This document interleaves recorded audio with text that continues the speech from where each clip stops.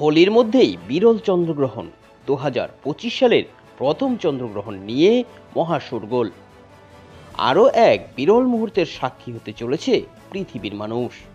এমনিতেই বিভিন্ন সময় বিভিন্ন রকম রোমাঞ্চকর ঘটনা ঘটে থাকে বিশ্ব ব্রহ্মাণ্ডে, যা বিভিন্ন রকম ঐতিহাসিক মুহূর্তের সাক্ষী করে পৃথিবীর মানুষকে।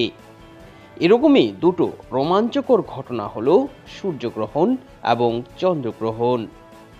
প্রতি বছরই এই সূর্যগ্রহণ এবং চন্দ্রগ্রহণ ঘটে থাকে, তবে কোনো কোনো বছর এই গ্রহণগুলো একটু বেশি স্পেশাল হয়। যেরকম অত্যন্ত গুরুত্বপূর্ণ এবং বিশেষ ধরনের একটি চন্দ্রগ্রহণের সাক্ষী থাকতে চলেছে আমাদের পৃথিবী। এদিকে আবার এবারের যে চন্দ্রগ্রহণটি হতে যাচ্ছে এ নিয়ে শোরগোল পড়ে গিয়েছে সকলের মধ্যে, কারণ এবারের চন্দ্রগ্রহণটি শনি যোগে পড়েছে, যে কারণে এবারের চন্দ্রগ্রহণটি শনি চন্দ্রগ্রহণ নামেও পরিচিত।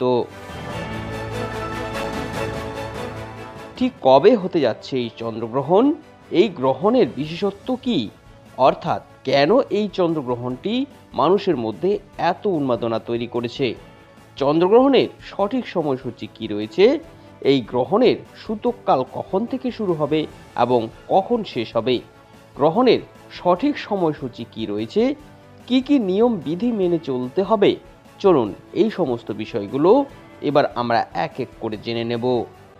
তাই এই চন্দ্রগ্রহণ সম্পর্কে ভালো করে জানতে আপনারা ভিডিওটিকে অবশ্যই শেষ পর্যন্ত দেখুন।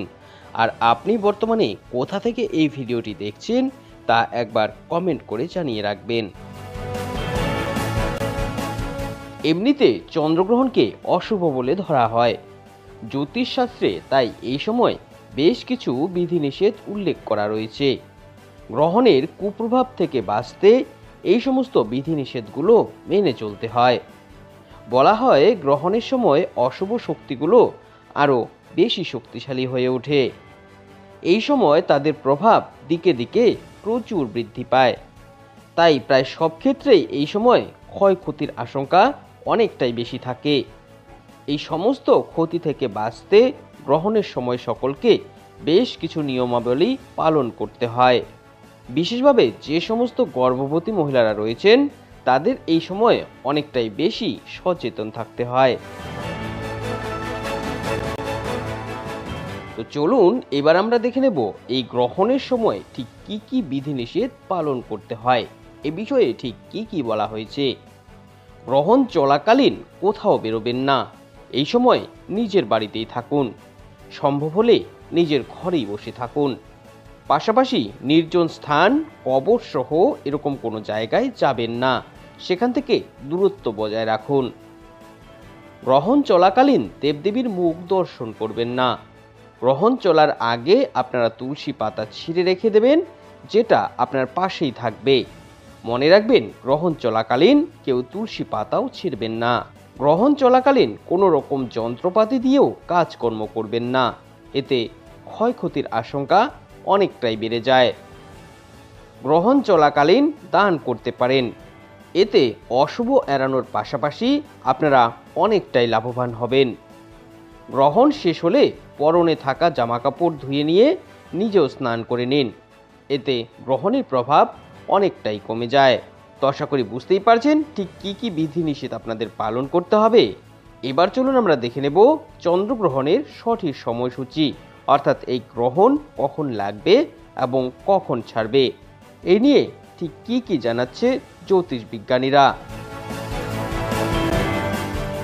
বলা হয়েছে ভারতীয় সময় অনুসারে আগামী 14 মার্চ সকাল 9:27 শুরু হবে এই চন্দ্রগ্রহণ এবং শেষ হবে বিকেল 3:30।